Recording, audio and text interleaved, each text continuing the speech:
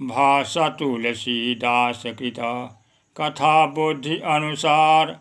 शुचि सुंदर आसन सुभग विराजिए पवन कुमार। आकर 4,84,000 जाति जीव जल थल नभवासी।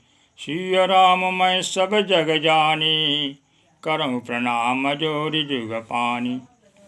सज्जनों, श्री रामचरितमानस का कथा प्रवचन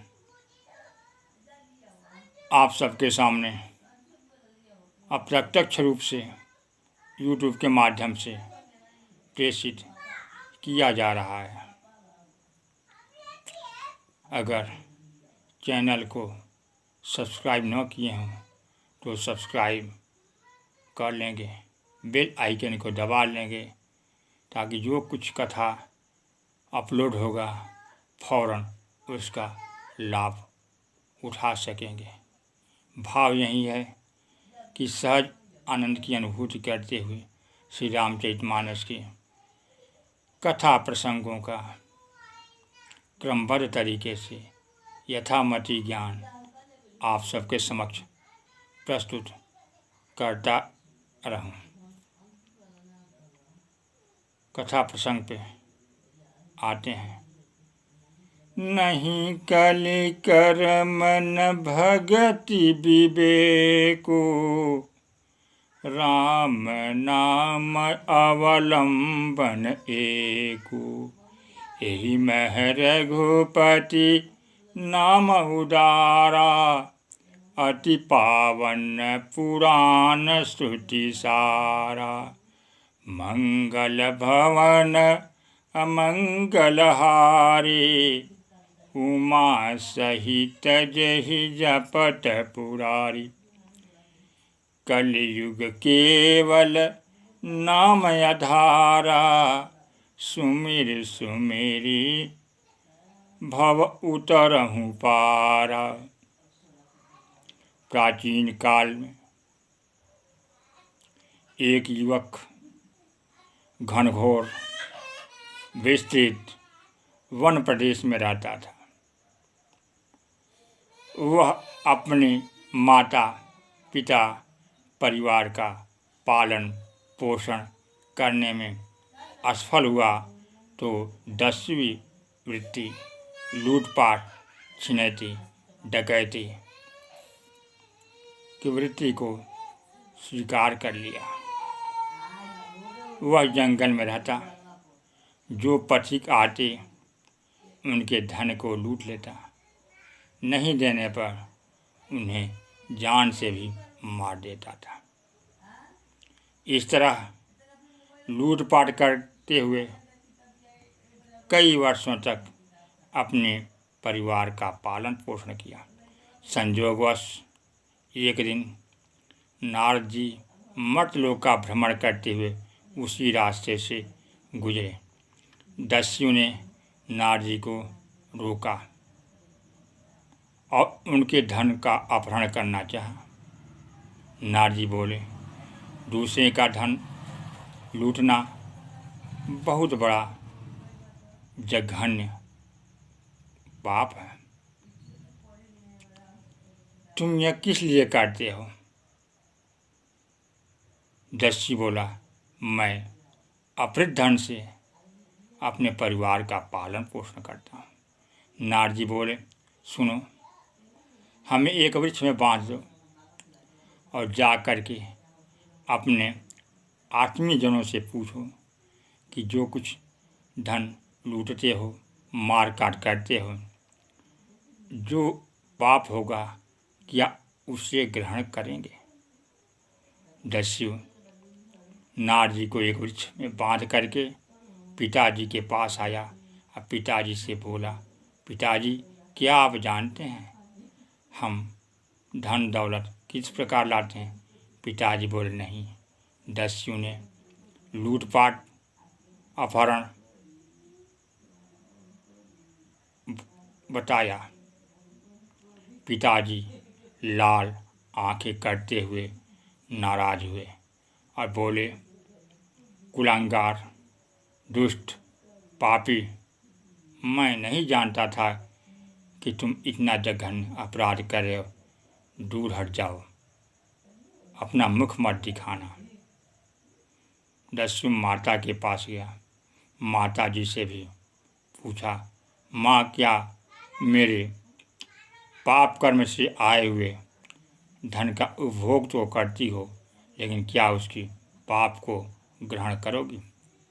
माँ ने उदासीन अम्लमान मुख से तिरस्कृत भाव से देखा और कही कि मैं तुझे जन्म दे करके खुद लज्जित और दुखित हूँ। दस्यु के पास इतना सुनने का समय कहाँ था। वह दौड़ता हुआ अपनी पत्नी के पास गया। अब पत्नी से बोला, क्या तुम जानती हो मैं किस तरह से धन दौलत लाता हूँ? पत्नी बोली, नहीं। तो जान जाओ, मैं लूट पाट मार काट करके धन लाता हूँ, उससे तुम्हारी आवश्यकताओं की पूर्ति करता हूँ। क्या तुम लूटपाट किए हुए धन जो पाप है उसकी सहभागी बनोगी? पत्नी बोली, मैं तुम्हारी विवाहिता हूँ, तुम जिस तरह से मेरा पालन पोषण करो, लेकिन मैं तुम्हारे पाप कर्मों के अशुभ फल ग्रहण नहीं करूँगी। ऐसा सुनते ही दस्यु के पैरों के तले की जमीन खिसक गई। वह अश्रुपूरित नेत्रों से दौड़ते हुए उस जगह गया जहाँ नारद जी को बांधा था। नारद जी को खोलने के पश्चात हाथ जोड़ करके निवेदन करने लगा कि हे महर्षि, हमारी रक्षा कीजिए। नारद जी बोले, पता कर आए, देखो इस संसार में सच्चा हितैषी कोई नहीं है, सब स्वार्थी हैं। आज तुम्हारे पास ऐश्वर्य है तो तुम्हारी बात सब मानेंगे, जिस दिन तुम दरिद्र हो जाओगे तुम्हारे कोई आदर नहीं करेंगे।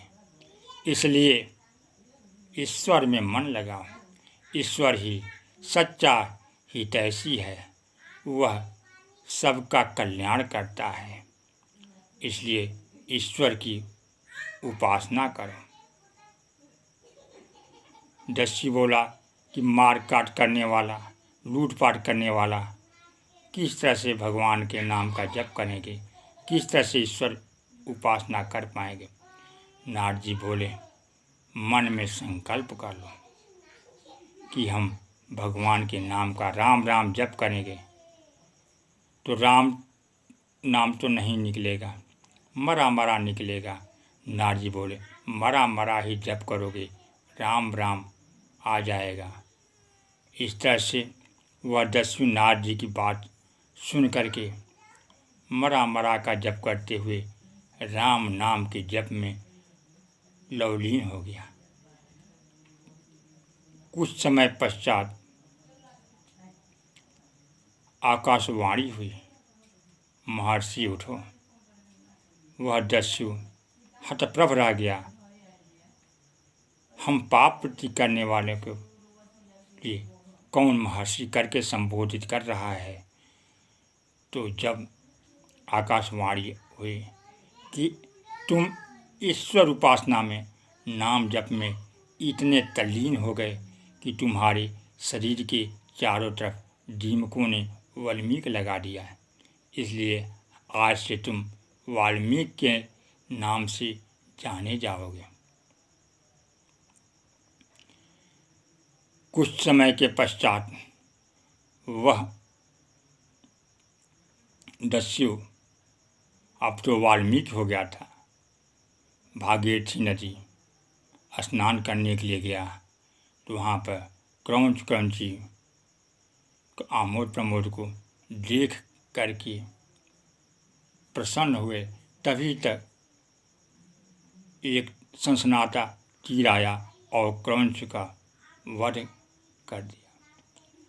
क्रौंची उसके चारों तरफ मर्रा करके विलाप करने लगी ऐसा दृश्य देख करके ब्रह्मर्षि के मन में, अंतर मन में पीड़ा हुई और दुख से, पीड़ा से चारों तरफ देखे, एक शिकारी को देखे।